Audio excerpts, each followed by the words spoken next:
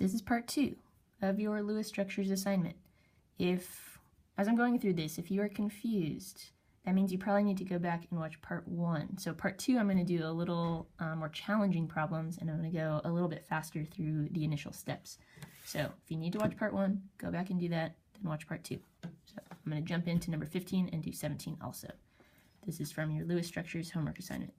So 15 tells us it's an oxyacid. That is a hint that we will use in a little bit. But remember, the first step is always total up our valence electrons. So we have 2 hydrogens. Each hydrogen gives us 1 valence electron. We have carbon, which gives us 4 valence electrons.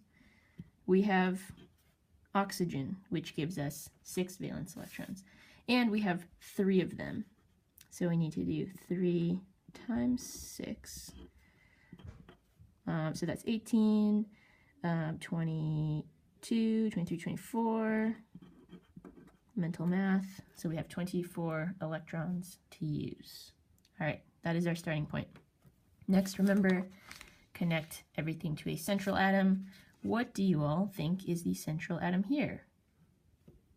If you said carbon, you are correct. Because carbon is by itself, it's the only one, so to keep things symmetrical, it should go in the center, and carbon really likes to be the center of attention.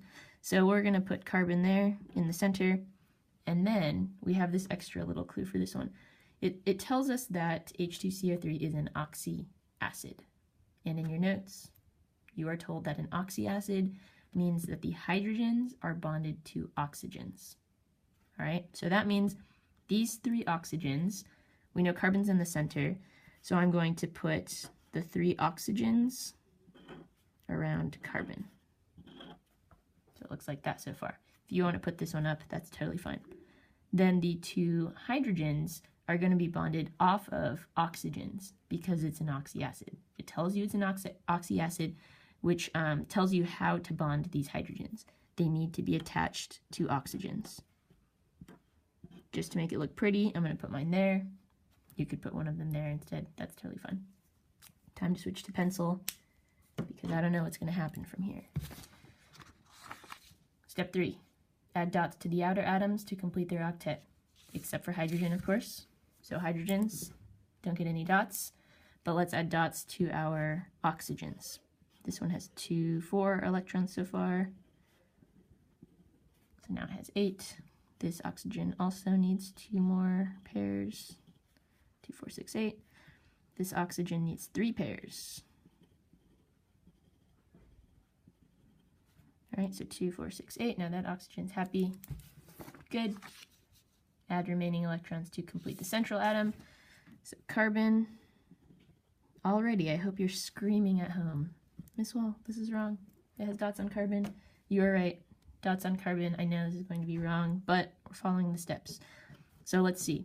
Remember the first thing to check if it's correct, which we know this is not correct. But did we use 24 electrons? 2, 4, 6, 8, 10, 12, 14, 16, 18, 20, 22, 24, 26. Oops. We used 26. We only had 24. So yes, that is a problem. But it's good because we knew that we had a problem because we have dots on carbon. We really need to get rid of those.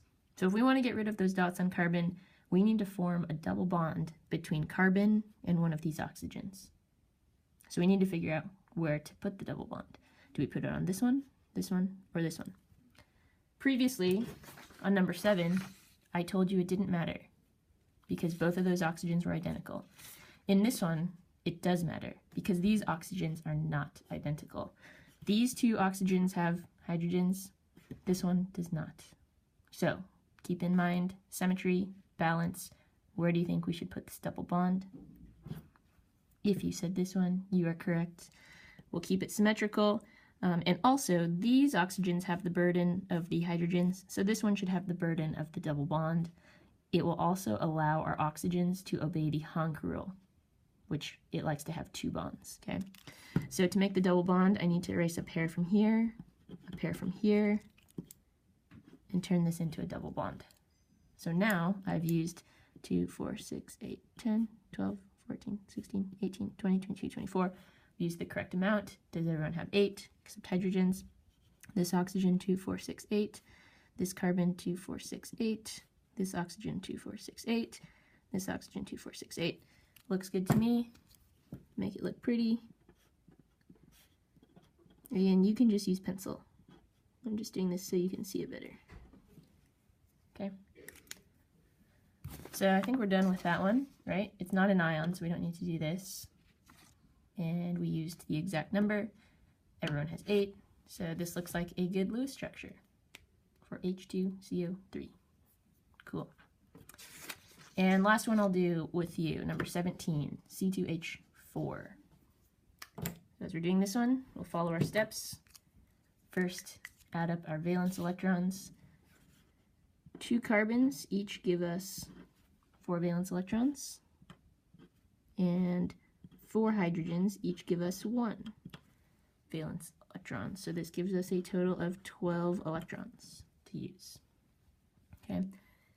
And then next we need to connect atoms to a central atom. This one's a little weird. We don't have a standout central atom, but we have carbon, which likes to be the center of attention. We have 2 of them, so let's put them both together. Carbon also likes to make chains of itself. So if you have a few carbons, they're usually bonded to each other. So I'll put the 2 carbons there. And then we have 4 hydrogens. Remember, balance, symmetry. We'll put the hydrogens in this way, 2 on each carbon to keep it balanced. Right?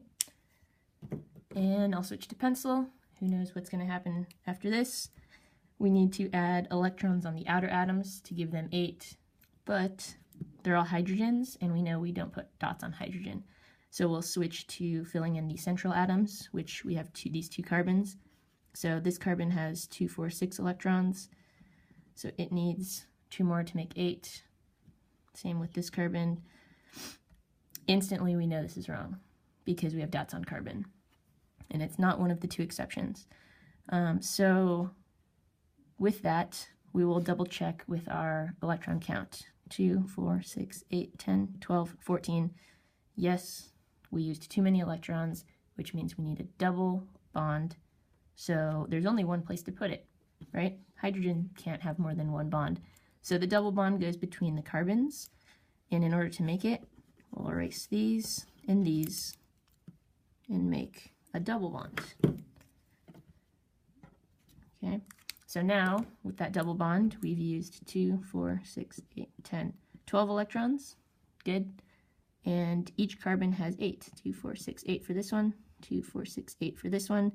Hydrogens just need 2, so they're happy. And it obeys the Honk rule, too. Carbon has 4 bonds. Hydrogen has 1 bond.